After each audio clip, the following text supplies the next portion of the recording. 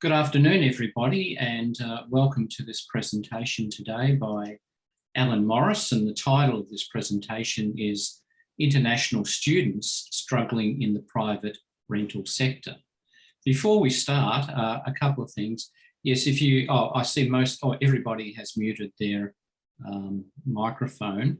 We'll be going for roughly about 30 minutes with Alan's presentation, and then we'll open that up for discussion. But before we start, I would like to acknowledge the traditional owners of country throughout Australia and recognise their continuing connection to land, waters and culture. We pay our respects to their elders past, present and emerging.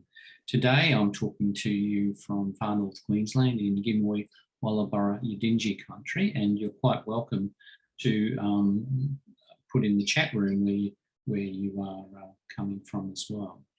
So Alan Morris is a specialist in the study of, well, all sorts of things. Okay, so yeah, I'd like to begin by acknowledging the traditional owners of the land on which we meet today and pay my respects to elders past and present. I'd also like to acknowledge my fellow authors, Sean Wilson, Emma Mitchell, Gabby Rani and Catherine Hastings. Yeah, so this is based on a paper which has been published in Housing Studies, although I have elaborated it quite a bit. Also, I wanted to thank Luke Ashton, who helped, he did a great job with the PowerPoint tables. Okay, so this is part of an ARC discovery project, looking at international students in the private rental sector in Sydney and Melbourne. So just in terms of the structure, I'll begin by briefly mapping features of the international student market in Australia. I'll then briefly discuss the concept of risk that is used to interpret the data, will frame the analysis to some extent. I then discuss the methodology, and then I'll launch into the actual analysis, drawing on the survey and the interviews. And I'll map the crisis faced by a proportion of international students in the private rental sector in Sydney and Melbourne. I'll discuss the strategies used by students to dissipate the risk. And then I'll look at the intensification of risk with the onset of the pandemic. Okay. So just to give you a very brief profile of international students in Australia, obviously they are an enormously significant part of the economy and the educational sector. In 2019, there were around about 758,000 international students in Australia, equivalent to about 3% of Australia's population, generated around about $40 billion.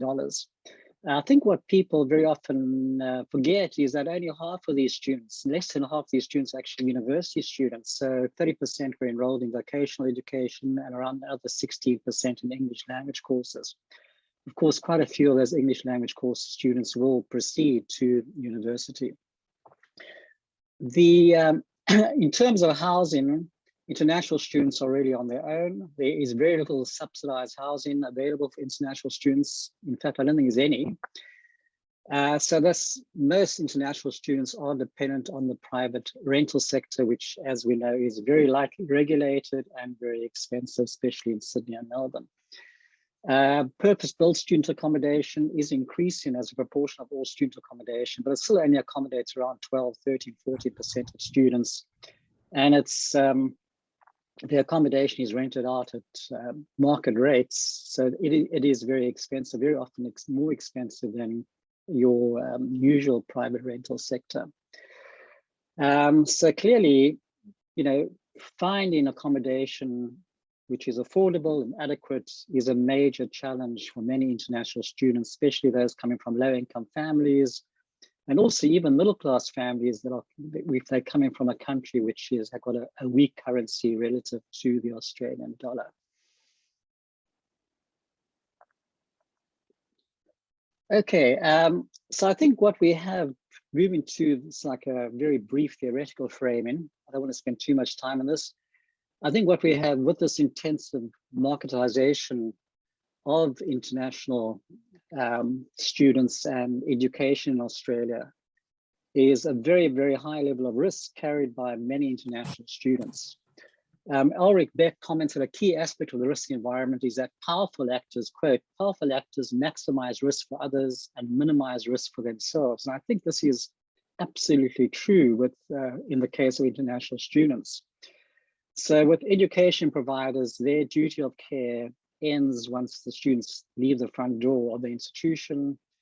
The students have to fend for themselves. And of course, also the landlords, you know, a lot of the who accommodate international students, there's a lot of overcrowding, et cetera, so they carry the risk of for the landlord in terms of paying the mortgage, etc. For the international students themselves and their families, moving to Australia very often involves considerable financial risk. And they obviously have to bear all the risk. I mean, university fees are around about $30,000 a year. And Australia is generally ranked as one of the most expensive, if not the most expensive country globally for international students. We use the concept of risk shifting. So what we argue is that much of the risk is moved from education providers onto the students. And we also use the concept of risk coping. So what we argue is that to dissipate the risk or to lessen the risk, a large proportion of international students have to partake in paid employment. And on the housing side, sharing a bedroom or living in very overcrowded conditions. And what I show and what we argue is that both of these activities are potentially high risk activities. Okay, so now what I want to do is to move to the actual, before that, I'll just talk about the methodology very quickly. So this presentation is based on 2 surveys. The first survey closed in December 2019, so pre-COVID. What we did was we sent a link to a Qualtrics survey to all the education providers that we could identify in Sydney and Melbourne. And 43 education providers agreed to cooperate. They sent the link to the survey to all the international students. So, you know, the survey is very representative. 10 universities, 24 VET providers, 7 English language colleges, and 2 foundation course programs agreed to participate. We got 7,084 valid responses. So it was a very, very powerful survey. Once the pandemic broke, we thought it would be a very good idea to do a second survey to see how students are coping with the lockdown, etc. So in late June, early July, thanks very much, Catherine Hastings, we sent a link to the 3,114 respondents in the first survey who said that they prepared to be interviewed. So we had their contact details. They were asked if they would like to participate in the second survey, and there were 751 valid responses. In addition to the survey, surveys, we did 48 semi-structured in-depth interviews. So we have a wealth of data. Okay, so what I want to talk about first is the 2019 survey, and then I'll move on to the 2020. And I'll also obviously talk about the interview material. But first, I'll look at the survey material. What the data indicates very, very clearly is that international students are highly differentiated. Some of them come from clearly from very affluent homes. They have absolutely no financial problem. The housing, paying for housing is not a problem at all. But for many students, clearly housing, the rent is an enormous hurdle. So income, getting income figures is problematic, but nevertheless, what this table indicates is that 29% of students had an income of less than $300 a week, very little. 27% had an income below $500, between $300 and $499, and 45% at least had an income above $500. So a highly differentiated group of students. Now, this is, I think, in a way more powerful. We took this from the ABS financial stress indicators. So we asked students whether they had suffered any of these financial stress indicators over the last year. And these are interesting stats. So 11.4% had trouble paying their electricity. 12% had pawned or sold something to get money. This is very worrying. 21% said they'd gone without meals. 22% said they'd been unable to heat their own home adequately. 22% unable to cool their home adequately. Only 4% approach community organization for assistance. 41% had to approach family or friends, etc. And then 22% said they could not afford to buy prescribed textbooks. So clearly this indicates that, around about 20% of students are really battling. So just to move on to rental stress and to give you some broad figures, and then I'm going to break it down. So what this table indicates is around about a third of students were really battling with housing costs. So this question, I can easily afford the housing costs, including rent, electricity, water. The blue and the red, if you can't read, it's very small, is strongly disagree or disagree.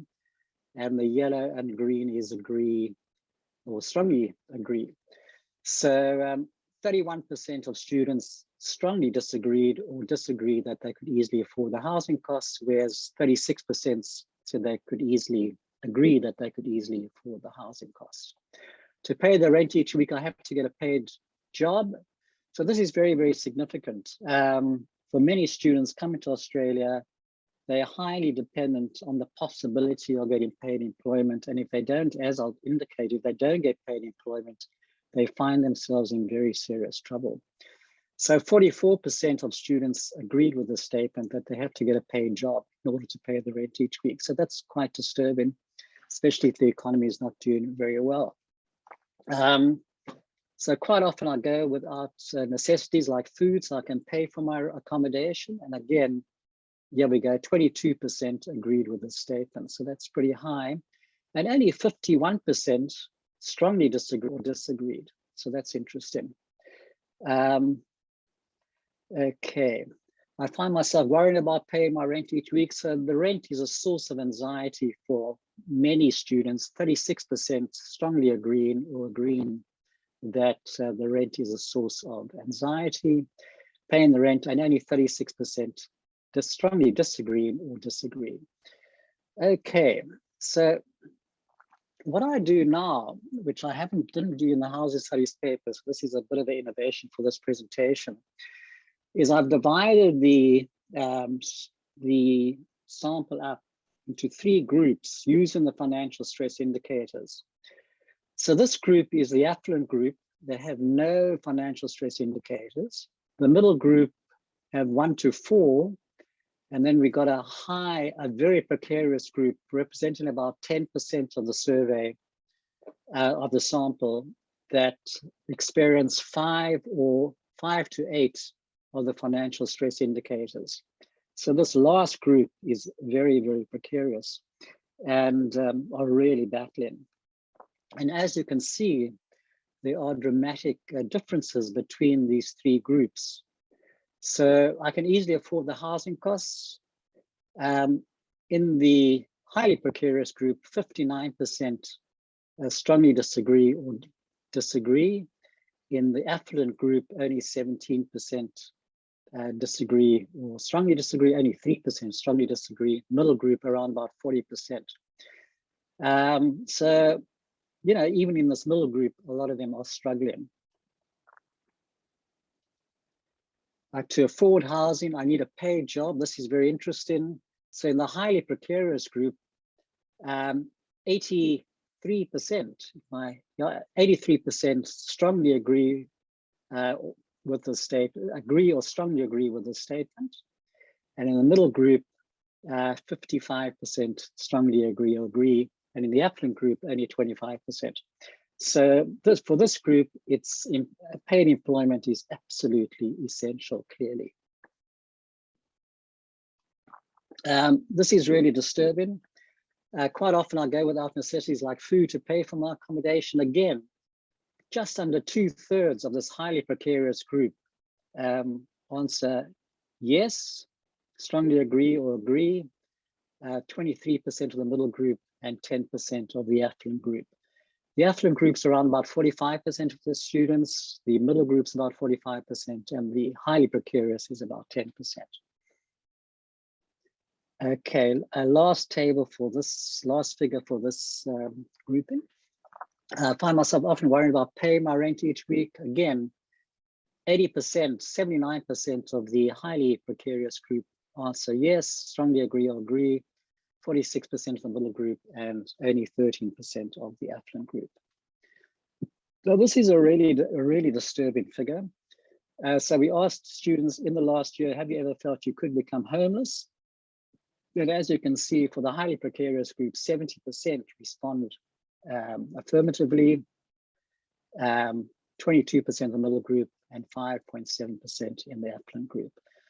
So clearly a lot of, a fair number of students, if you convert the percentage, you've got 758,000 students in the country, 10% of 758,000 is 75,000 students. 75,000 students are basically saying that they are highly, highly precarious. Okay, so what I want to do now is to move on to the interview material and talk about the strategies adopted to dissipate risk or to lessen risk, what we call risk coping. Okay, employment and bedroom sharing are the key strategies utilized to dissipate risk. So there's figures on homelessness, sorry. So 1 in 6 students in the 2019 survey answered yes to the question. In the last year, have you ever felt you could become homeless? 21% in the second survey. I'll get back to that. Okay, so taking risks in paid employment. Some of the interviews were really disturbing. So this is 43% of students were in paid employment at the time of the survey. All the names used are pseudonyms. And so deeper undergraduate student in Sydney found the first few months in Sydney extremely difficult as she struggled to find employment. It was really difficult, like day and night, I used to wonder whether I'll be able to find a job. Not because it was getting harder and harder to getting money from home. It was really difficult and it was, And it's a huge difference on the money, like with the exchange rate as well. So I think that was the most disappointing thing for me, that I was getting delayed to find a job. And so there's an enormous amount of responsibility towards the family. The students are very worried about the family really struggling to find the money. I mean, the fees are incredibly expensive. So most of the students say, we'll try and support ourselves. So yeah, this talks about how the impact on her and how she was worried about her family. That actually pains me every day that her father has taken a loan for me to send me out, and also he has to struggle with their expenditure. So yeah, that time when I was unemployed was really difficult mentally as well as physically. You have to manage your schedules for your job, and everything was at that time falling apart. The first semester, it was so stressful. At one time, I thought that I should maybe go back to my parents and just leave everything here. So the impact on academic study, of course, is also tremendous for these students. And just to finish with deeper, so eventually she finds jobs, but she's so poorly paid. The wage theft is so extreme that she finds herself working 3 jobs and eventually actually lands up in hospital, it would seem, because from overwork, lack of sleep, etc. She found a job in a hotel as a cleaner, $10 an hour, half of the minimum wage. I had at one time, I had done 3 jobs just so I literally have some money so I can pay rent after and all that stuff, and doing the night shifts, afternoon, mornings, everything at that time. So there we go. This is interesting. So this guy, Anjay, couldn't find a job, so he decided to participate in a clinical trial to cover his rent. He was very frank about his high-risk decision. That was a risk to my life, but I had to take it because I was unemployed and I didn't have money. So I went to the clinical studies, and the contract had a clause like, you can die. I'm like, should I die or pay rent? Yes, I did the study for like 2 weeks. I got $1,000. I didn't die. Good sense of humor on one level. This guy, Abir, was working at a fast food restaurant where he was really quite severely bullied by the manager, but he felt he had to stay because he needed the job to pay the rent, etc. It was a terrible job, but I still had to stick to it because of the rent I needed to pay. Yeah, at that time it was difficult. I could barely work or study, but I had to constantly worry about my rent. I had to constantly worry about the next week I had to pay for. Yeah, it was terrible. So there are a lot of anxiety, a lot of stress, a lot of difficulties. Okay, and then the insecurities, like this guy, he's got one 14-hour shift, then he's got to wait to see if there's another shift, etc. So constant insecurity. Maybe I'll move on. Okay. So overcrowding and bedroom sharing was the other risk coping strategy. For some students, this was actually, could be quite beneficial because they would make friends with their fellow bedroom mates. But sometimes for a lot of students, it was also very, very stressful and also very difficult in terms of studying. Okay, so 1 in 4 respondents we found shared a bedroom with somebody other than their partner. And remarkably, 3% of students answered yes to the question in survey 1, do you have to hot bed, i.e. your bed is only available for a few hours of the day and night? Now look, I mean, students might have misinterpreted this question, we don't know, but 3% would represent about over 200 of the 7,000 students. So even if, half the students misinterpret the question, that still leaves 100 students. Hot bedding was incredible. A university student in Melbourne explained the reasons for students sharing bedrooms. Otherwise, I think it's hard to afford. If everyone has their own bedroom, that would be very expensive. For sharing, it's kind of helping us to manage that kind of financial thing. And I think it must be like that. Everyone should have one bedroom, but in reality, it's not possible. This is especially the case for students coming from countries with weak currencies. So this is a student from Hong Kong who shared a 1-bedroom apartment with 3 others. I find it so strange that even though 4 of us are at home, it is totally silent. Yes, I feel really stressed because all of us are at home and I need to do my revision and I don't have the space. I need to do it on my bed if I want to study late, but luckily they can sleep in any condition. So I can switch on the lights, otherwise I don't know how I can survive. So if I choose, or if I can have more money or the rent is cheaper, then I must stay in a private room. Very difficult. This student was living very close to the university. She was a PhD student from Vietnam. She shared a bedroom with 3 others. She wasn't exactly sure how many people stayed in this 2-bedroom apartment because she could never access the 2nd bedroom, which was she described as the male bedroom. So she coped with the crowded situation by spending as little time as possible. She would leave very early in the morning and come back late at night and spend all her time in the PhD space at the university. Yeah, well, it was okay because when I come back, her fellow students, fellow tenants are asleep already. And when I go, they haven't woken up. They haven't woke up yet. So I think I just need that space because it saved money. Pretty tough.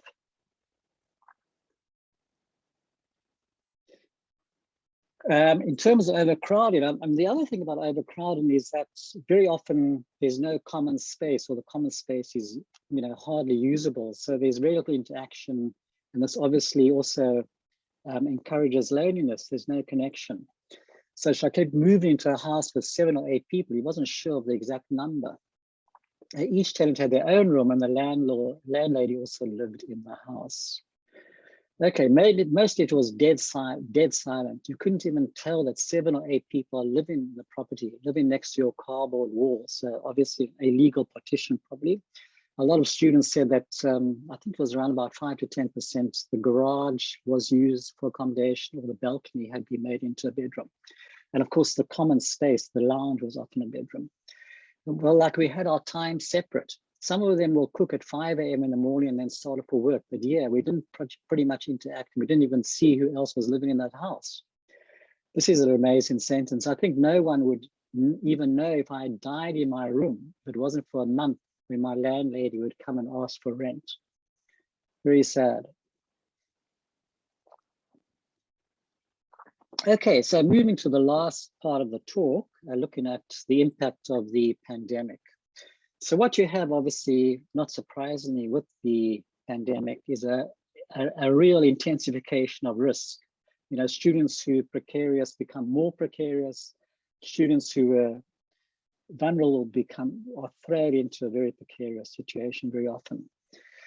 And this is because people lose their employment. So the survey 2, the one conducted in mid-2020, June, July, indicated that about 6 in 10 students had lost their jobs at the onset of the lockdown or during the lockdown. And at the time of the survey, mid-June, early July, only 15% had managed to find another job. In addition, 63% of those respondents who had retained their job had had their hours reduced.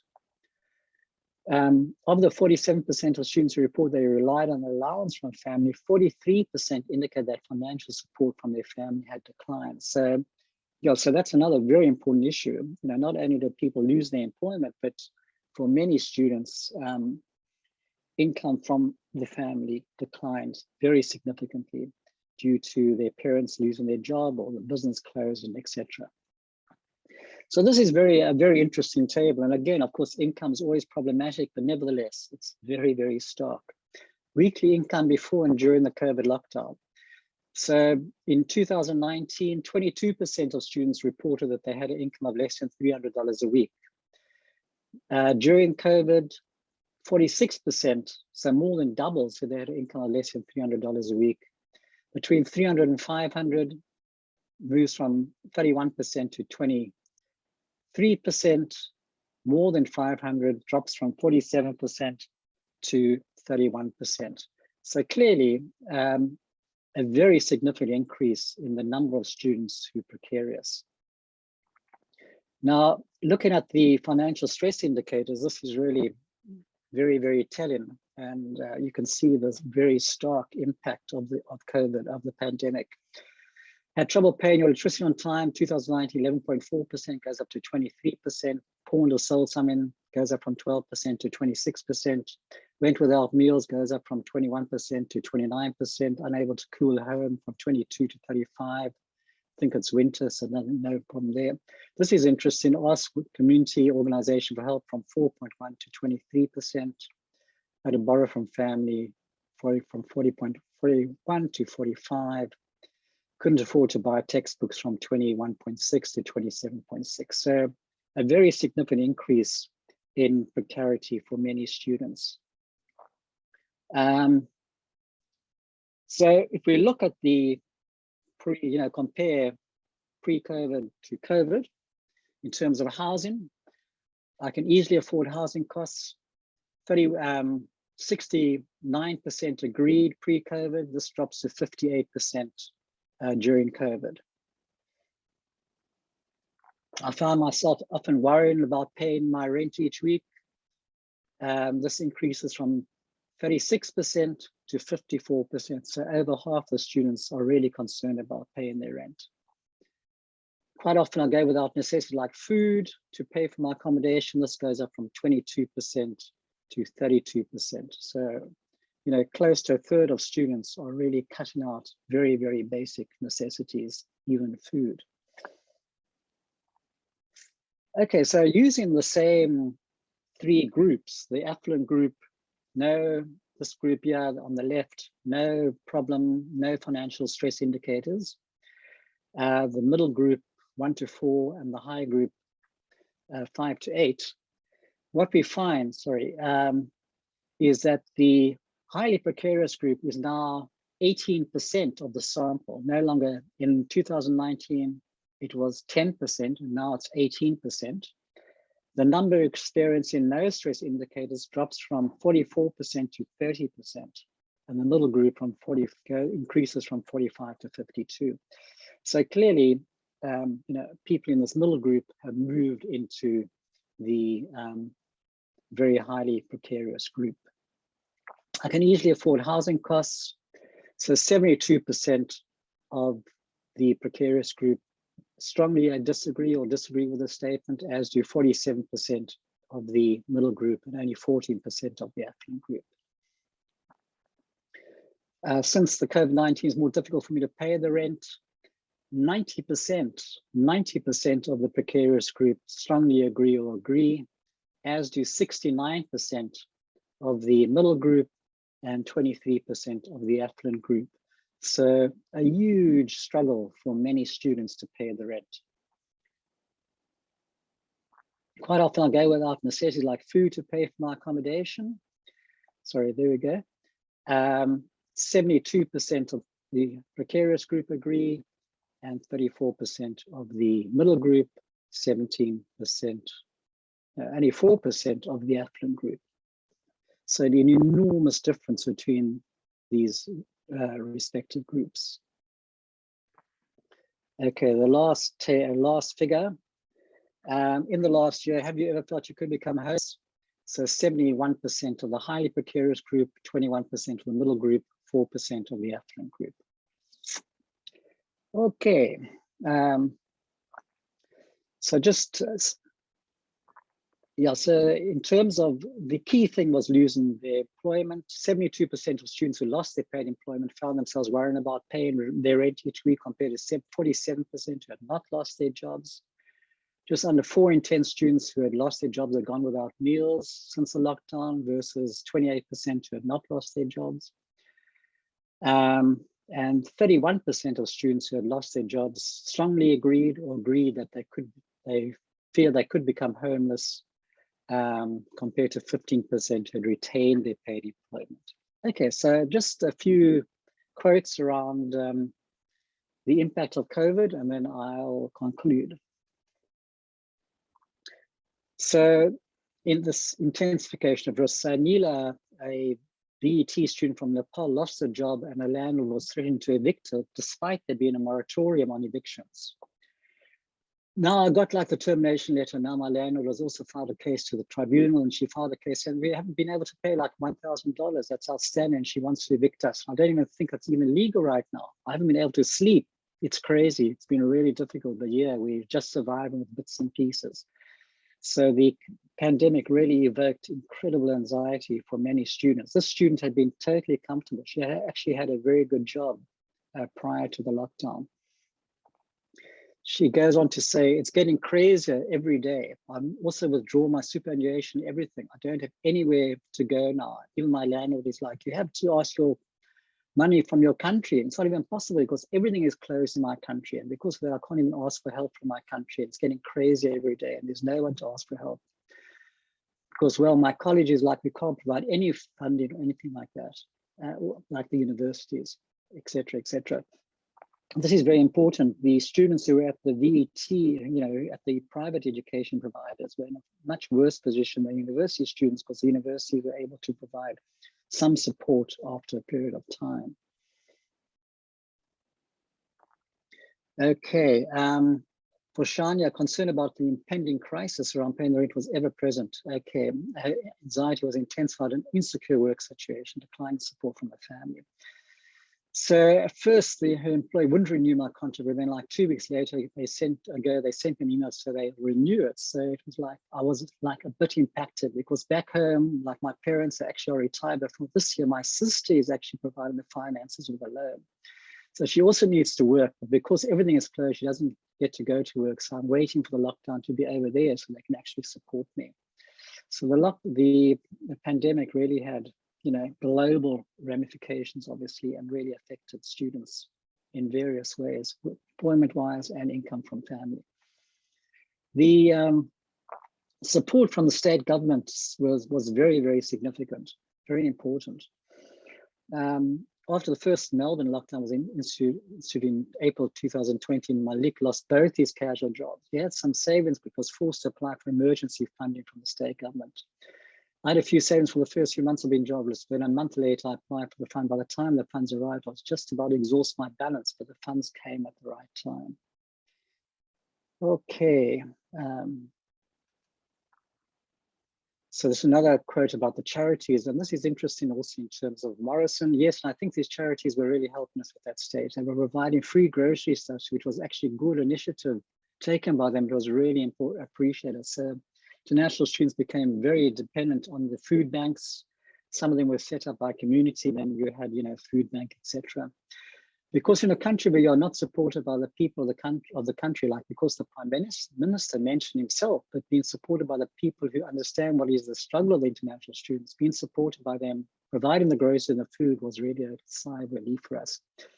I think every single interviewee mentioned how angry and upset they were by Scott Morrison's comment that international students should go home. This was very, very upsetting for many students. They found it very distasteful. Okay, last quote. Okay, this is a student from Singapore. To be honest, it's been a bit tough, but we've always been just able to get by. We did apply with the agent for rent relief. Yeah, so this is what I wanted to actually mention. So a lot of students did apply for rent relief, but only 8% of the sample described the result as very successful, and a further 14% said that the attempt was somewhat successful. So most landlords were completely unsympathetic. So this landlord did not respond at all. Okay, the thought of not being able to meet rent every 2 weeks, it's very stressful. It's the worst thing to think about. So moving to the conclusions, I think one can identify 5 key findings. Clearly, the first one is that international students are not one homogeneous body, highly differentiated. Probably for at least about a third of international students come to a study in Australia is a high receptivity, and risk shifting is intense, risk coping.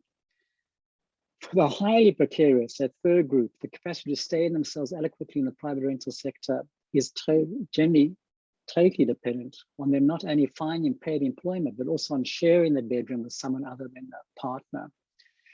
And what this often means is that the students have to endure risky accommodation and work environments and suffer substantial stress as a result. This bottom 10% are extreme risk. What we also found, a lot of co-national exploitation, so paying cash and extreme wage theft.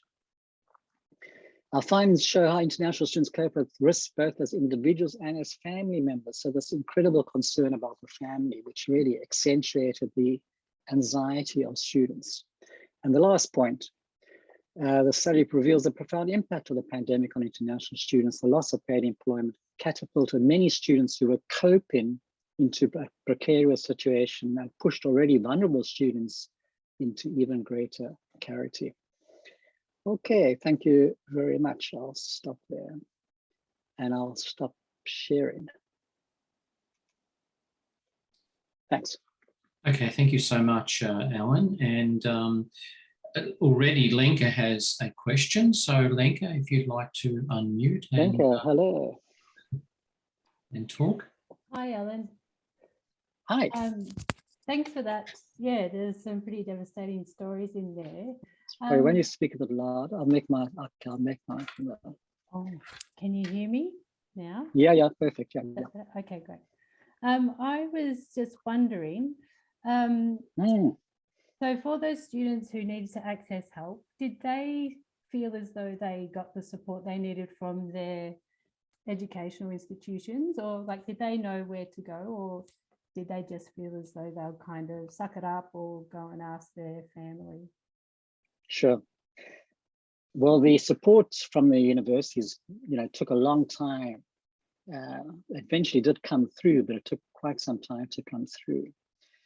So the universities, the university students approached the universities. I think most of them, approached the universities if they were desperate. But I think the financial support, I might be wrong, I think only came through quite late. So a lot of students were really battling.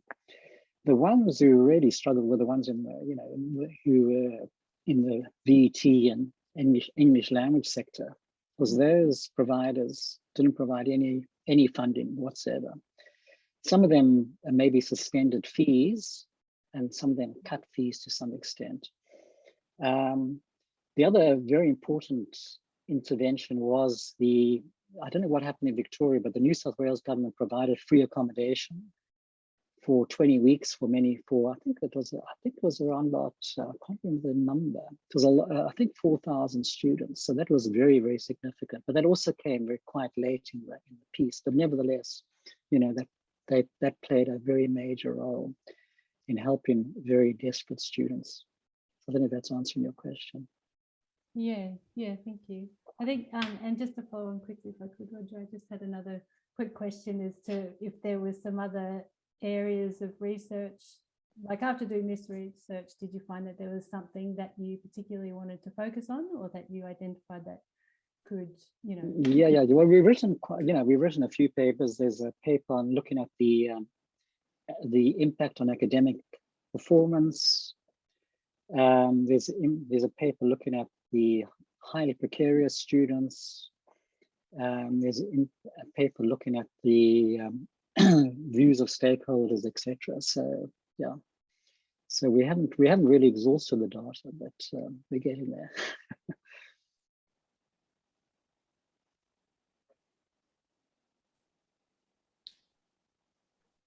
Hi, Roger, you're on mute. Roger, you're on mute. Sorry, I thought I unmuted. Sorry. Sabina now has a question. Thanks. Thank you. Thanks, Roger. Thanks. Hi, Thanks for the, hi, Alan, and thanks for the great talk. That really interesting things. I was wondering if you have an analysis based on the course the students were attending. For example, if there's, let's say, students in English courses were more likely to be in precarious situations or be in overcrowded accommodations. Yeah, no, that's an interesting question. Catherine, are you there? Yes, I'm here. I'm sorry, I'm very dark. The overhead lights switched off on the timer. Do you want to answer Sabina? Try and answer Sabina. Yes, I'll answer it by saying we don't have great answers. So we asked students a number of questions about, for example, what types of industries they worked in, because we were interested in that. We asked them about what kinds of disciplines they were studying in. And I think we overestimated the degree to which we needed to explain that further, because the answers we got they didn't seem to be very reliable. And the data that we have didn't really differentiate very well anyway. So whether that's because there wasn't a lot of difference between those sort of subject or areas or not, or whether it was poorly responded to, we're not really sure. What we can say is, though, that there was a marked differentiation between postgraduate and undergraduate students. I mean, probably most likely because of scholarships and because of being a little bit older and having a different kind of money from home that wasn't necessarily dependent on parents. It might have been their own savings or their own businesses. There was also differentiation between students who were studying, as Alan said, in the vocational education sector compared to the universities. Some of the other data suggested this might have been to do with human capital, so the degree to which they had English language skills, prior education, social class was another differentiator. So there were a lot of things that went into the mix to explain different levels of precarity between different cohorts of students. But I absolutely don't think we've come to the end of that, and it probably actually needs more work now that we know what questions to ask. We've been sort of given some inklings of where some of those different characteristics may actually make significant practical differences for people in their experiences. Yeah, it's sort of research experience. The students, for example, who come for vocational education and training or for English language are more likely to look for employment, and they're likely to be in precarious positions and not have that support. So this is why I was asking the question just to see if you found something similar. Yeah, it's certainly between the different, I guess, levels of education, but less so within those levels of education, if that makes sense. So different kinds of university education. Except for postgraduate versus undergraduate. That was where the big difference came. Thank you. And Catherine, in the notes you mentioned that there was some support from some of the larger local governments. Can you talk about that for a minute? Yeah, the detail I've forgotten a little, but I remember that, and Alan might be able to answer this better, that Melbourne local government area and Sydney local government area set up various drop-in for food resources and also some small funding opportunities. But I just wanted to point out that there were a range of different levels of government that were involved, even when the federal government wasn't. And it depended where you lived as to what you had access to. There was no nationally consistent program. So some people won, some people lost in that sense. Susanna, you wanted to say something about that? Yeah. Okay. Yeah, we have a City of Sydney person. Now, there's someone else. I'm not sure who. I'm sorry, I can't understand. Pronounce my name. Yeah. Susanna, sorry. okay. Everybody. Hello. Just call me Cheryl. Cheryl. I'm an international student myself. Okay. Been studying in Australia for like 4 years now, and studies bachelor's with honor of social work. So actually, this is quite an interesting thing that the content of the research is quite different from what I thought it would be. But I would like to know, like, have you ever asked or know that all those participants, of course, I understand if it's overcrowded, nobody would like that. But for people just sharing the room, would some of them don't care about it, or really even just share the room, they care about it? Because like from my culture background, the university in my country, which we are still like top 150 in the whole world university, and then our student accommodation for undergraduate student actually is 4 people in 1 room. So actually for me, I don't really care about this. Yeah, but overcrowded, that one, yes, I will definitely really have concern about that. So I'm not sure, like, have you know, like, do they really care about like share room with others? Sure.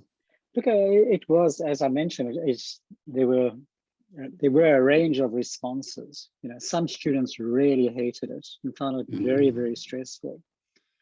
And other students, you know, they seemed to cope with it. And there were some students who seemed to quite enjoy it because, you know, it was a way of overcoming loneliness, meeting people. Yeah. But I think for a lot of students, it was very stressful. And then I think it also depends a lot on the common space. You know, there's a reasonable common space where they can escape to. I think that makes a big difference. But for many of these places, you know, it was a sharing a bedroom and overcrowded. So there was nowhere to escape. So as it's, you know, as that one quote I put up illustrated, you know, students sort of landed up studying in their bed, you know, on their bed at least. Yes. So I think that's very important. So if there's not a like congenial, pleasant, common space, I think that makes a tremendous difference. Yeah, I think that's definitely is one of the issues, because as I know, some of the landlord actually also rent out their living room. Absolutely. So, yeah. Yeah. In that case, they won't have enough like public space area. Yeah. No, there's nowhere to escape except your bed, you know. So it's very difficult. So I think it depends a lot on the personality of the person too. Yeah, and for the first part of their weekly income, I just wondering, when you're designing for the questionnaire, have you separated the legal income and the illegal income? Not really. No, we didn't ask about illegal income, I must admit. Because I think a difficult question to get through ethics. Yeah.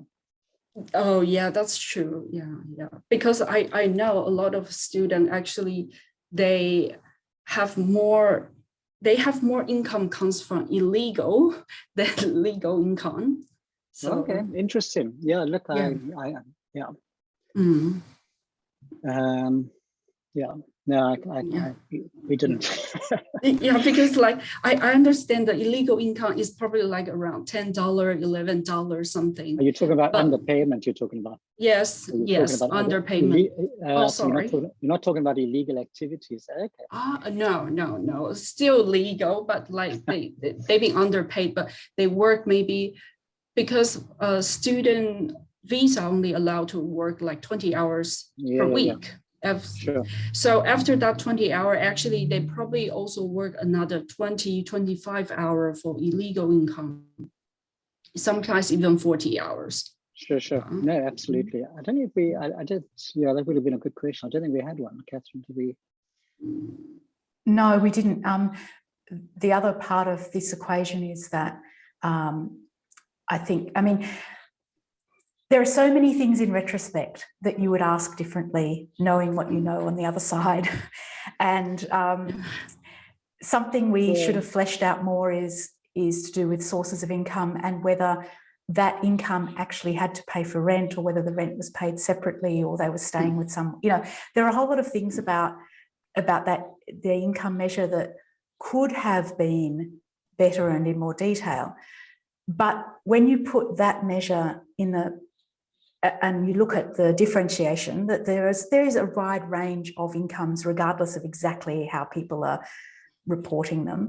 But then also the other questions in the survey that asked people the impact of financial stress, that asked, what kinds of housing conditions they were living in and what choices they were, how they were needing to cope with not having enough income. I feel like the absolute number becomes less relevant because it's about, do they have enough or not, regardless of where it's coming from. And then the other part of it is we ask quite a few questions about work, and you do get, with our work, but then also complementary work that's been done by others, you get a real sense of just how much exactly what you describe is happening. And as Alan talked about, that sort of how people shift risk, part of the group that is shifting risk is employers, because they're using the opportunity to exploit because of the visa system and people's fears of being asked to leave the country because they're working more hours than they're technically supposed to be doing. They're using those factors to exploit students deliberately. And the students accept that, partly because culturally so many students are doing it, it becomes so normalised, partly because of their fears that they are doing something illegal, even though it could be argued it's the employers that are taking advantage of them, but because of the hours they're working, etc. Anyway, I'm making this answer too long, but I think even though that measure is not perfect, in the context of the bigger survey, it's very clear that there's differentiation, as Alan said, and that all of these factors to do with work and the choices people make about housing are a lot to do with unaffordability and financial stress, and that a proportion of students are having extreme issues with those factors. Okay, thanks, Catherine and Alan, for that. We might move on to Annette now, and we can come back to that if needed, okay? Thank you very much, Roger. So my name is Annette Karczynska. I work at CK University Sydney campus, but I'm also here on behalf of ISANA, which is the International Education Association, similar to IEA. And my question is, because obviously, thank you very much for the very deep conversation about students who are struggling during pandemic. And what ISANA already knows, we've got a few other surveys which were circulated during those times, and the findings of the survey are pretty the same. But what I'm interested in, I would say maybe developing or taking this conversation further is, what is going to happen with the findings of the survey, if this is going to be presented to some kind of government officials, or do maybe ISANA can assist in arranging that kind of meetings, because obviously we are attracting students and they're all talking about bringing more students to Australia. But yeah, I would say that pandemic is going to be a great situation when we can improve things. But we need to take it further, and we need to talk to somebody else how to fix those problems before we are going to bring the next cohort of students to Australia. So yeah, I would be interested in this PDF presentation. I'm going to present it at the council meeting, but yeah, also how we can take it further and how we can work together to improve those things. Sure. No, I would be very keen to take it further. I think it's an important piece of research, which if it can have an impact, that would be terrific. You know, I would be very keen to do whatever to publicize the research, and you know, if you want me to speak anywhere or whatever, with absolute pleasure. But as we know, well, maybe things will change after Saturday, but it's very difficult to influence federal government policy at this point. And I mean, housing obviously is a very expensive commodity, so I don't think universities will be very keen to provide subsidized accommodation, but that's clearly what is required for a proportion of the students. But I think there are things that one can do, that education providers could do in between. You know, they could facilitate, I mean, there could be perhaps more endeavors to ensure that students are housed with decent landlords, for example, that there's more knowledge given to students about their housing rights. I think, you know, a lot of students were unaware what their rights are.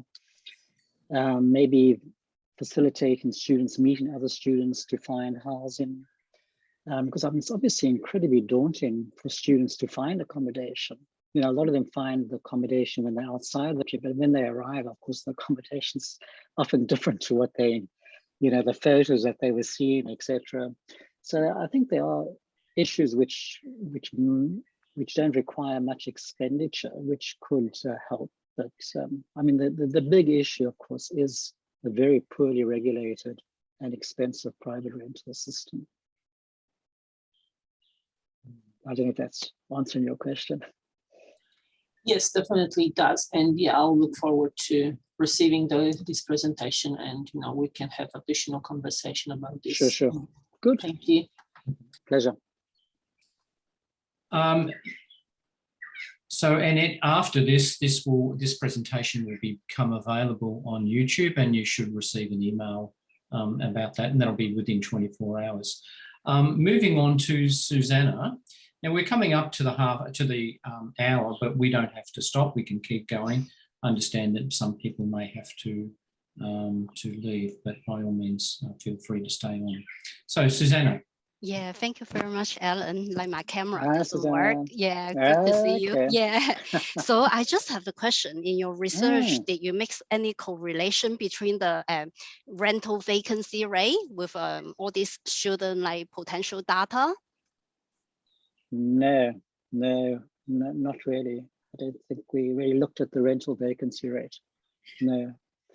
I mean, we do have data, I think, on how much rent students were paying, if I remember correctly, but we didn't really look at the vacancy rate. I think I think there is a quite a important contextual information. It's like in terms of the demand for rental property and that sort of thing, to help the sector to understand the challenges and issues, and also help us with further advocacy as well. Sure, and I think you know, with the tightening of the rental market over the last few months, this has become this is obviously a more important issue now, because I should imagine rents have increased quite significantly. So I think a lot of international students are going to really struggle to find affordable accommodation. I think like before the pandemic, that is already an issue, because I think at the time the rental vacancy rate is really, really like tight. And then I think there is the implication of the social cohesion as well. Like even before the pandemic, like the community already say they want to have like people live like close to the city. They already can't find rental market. Imagine the government still is continue to increase the population, while we know really well it's really unethical to continue to market for more people to come in. So I think like as what Annette say, I think that is a really important narrative in terms of like maybe pushing the federal government, like in terms of like how they set their policy for the next 10 years. Right. Yeah, no, absolutely. But again, I think, you know, it's a really difficult issue, I think, to have an impact. But I think one needs to keep chipping away. Yeah, absolutely. But thank you very much for the research, and it's really give a lot of evidence to help the sector to continue to advocate. Thank you. Pleasure. Thanks, thanks, Susanna. With Cheryl, did you have your hand up, Cheryl? Yes. Yes, because like for Susanna's question, I think that will be very difficult to identify the availability of the vacancy, because see, there are a lot of immigrants already in Australia, and those immigrants, they already have properties, but they don't really speak English or use English in their daily life, especially in Sydney and Melbourne. You guys know, like especially because I speak Mandarin, I more sort of understand the Chinese background situation. There are a lot of Chinese immigrants. They already come here for 10, 20, 30, 40 years. They have a lot of property rental, but they don't use English. They don't post on Gumtree. They don't post on real estate. They don't ask for those real estate agent to post or advertisement for them, but they put on like only Chinese people or people who understand Mandarin. They have their own website. They have their own web. Very interesting. So I think it's very difficult to see how many vacancies there. Like one of my Korean friends, he doesn't understand Chinese at all, but he knows me, he knows other people who are from China background. So actually the first time we moved from Ballarat to Melbourne, he actually relocated the house. We got the house because he knows somebody who is a Chinese. Yeah, so I think it's a really important factor. I believe it is, but I think it's very difficult. Very interesting. Yeah. Yeah, I think the co-national aspect is very, very interesting and a difficult thing to research, but I think, yeah, I should imagine. So you're saying a lot of Chinese students, for example, would find accommodation with a Chinese landlord? Yes, because they are usually cheaper, and then they don't mind valid the law to put like overcrowded or something like that.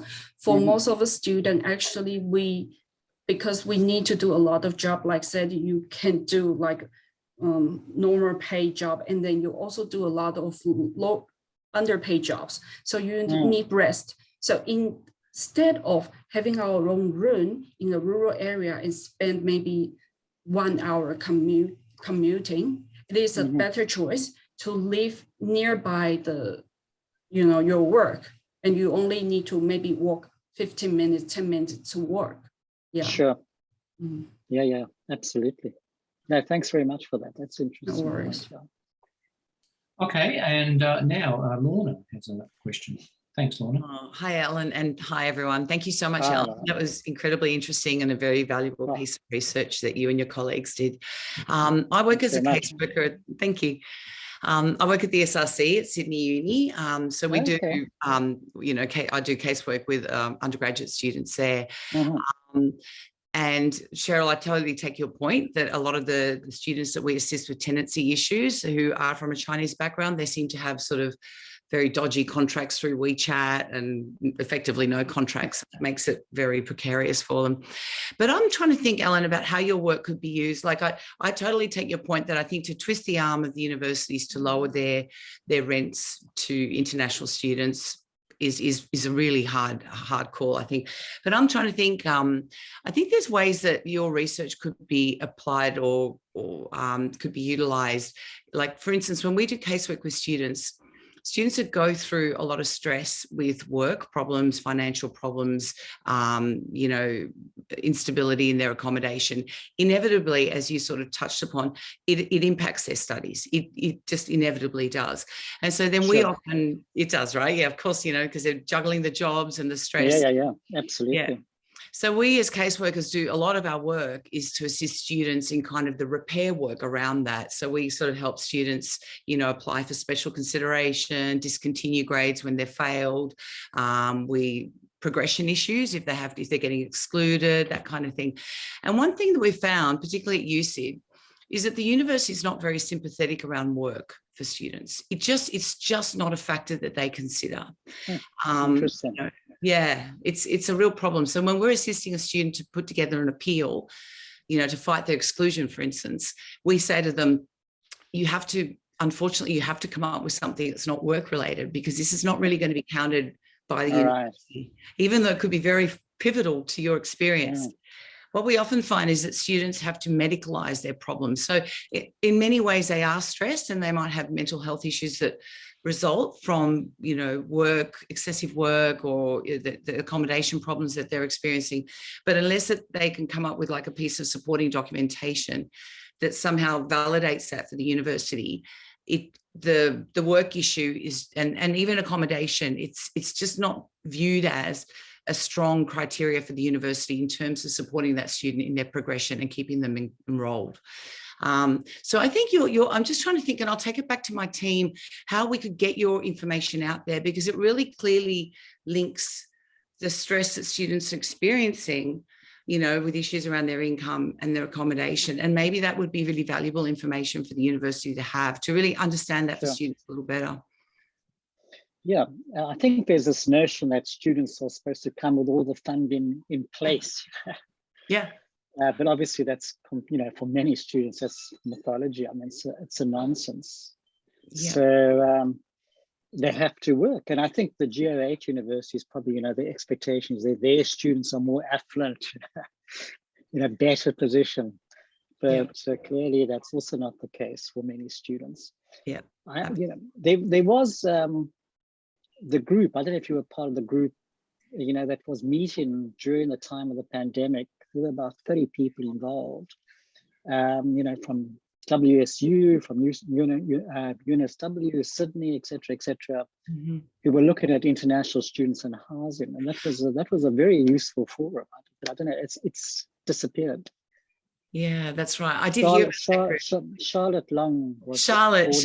Yeah, that's right. Because she used to actually be the manager of our casework service, and she told us about the group, and we kind of heard a little bit from her. Yeah, so maybe that should be resuscitated, possibly. It was a very good group and very representative. Yeah, that's right. And there is a small, what we call a resos organization, of a few sort of casework teams from the different tertiary institutions. And we get together for a conference usually once a year or something. But look, it's great that we have access to your information. And even like we have a paper called On Histoire that our editors, SRC editors, put out. We know that the uni reads that. They read that.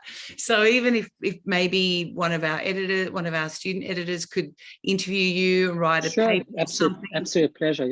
Yeah. There's we got a website for the project. We should, we've been a bit remiss. We haven't put all the papers up, but there are quite a lot of conversation articles. The one conversation article got close to 200,000 downloads, the one on hotbedding, so that was very good. And the one on loneliness, actually, I think also got about 160,000 downloads. So there's obviously a lot of interest out there. Yes, absolutely. Yeah. Thank you very much. I look forward to trying to utilize your work. Let's keep in touch. Sure. Yeah. Thank you. Thank you, Lorna. And definitely thank you very much, Alan. There are no more questions that I can see, so we might call it quits